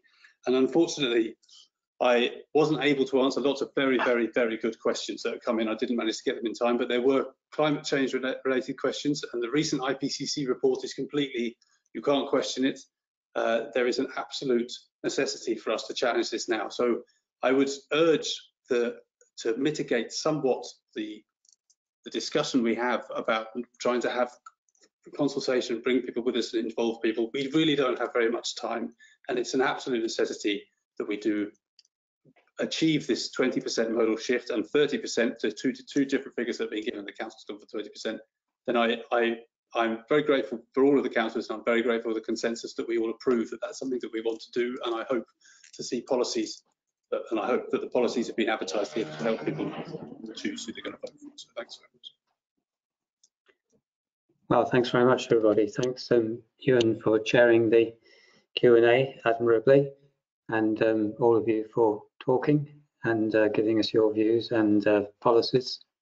It was good to hear you talking together, actually, all 5 parties in this kind of context. Quite a lot different and better, I thought, than the Transport and Environment Committee, which is often quite a hostile environment. And it's good to see you all working together like this. Thanks to everyone in the audience for coming along today. I'm sorry that we can't see all 60 to 70 of you. Thanks very much for your questions. I think we covered most of the topics that got raised, but maybe not all of the details. But what I'll try and do is put together a list of the questions that we can forward on to candidates for them to consider in the future, and come back to us if necessary. And on that, I was just going to finish with an anecdote, and I may as well because it's in my head now, that when I was campaigning down in Bristol, the cycling embassy of the Netherlands, I think they were called, came over to visit us and impart their wisdom to us. And the slogan that they brought over was "Love Cycling, Go Dutch." But the ironic thing was they had it printed on high-vis jackets for us, things that I don't think they would ever wear in the Netherlands, but coming to Bristol, they gave us all high-vis jackets. So it shows the differences. Anyway, we're making a lot of progress, and there's lots of good stuff coming in the future from what we hear, and hope we can all get together and work on it over the next few years. Thanks very much, everybody, and I shall do my best to end the show there. Thank you. Thank you. Thank you. Thanks, Martin. Thanks, you. Thank you very much. Thank you very much. Thank you. And Thank you good night. all.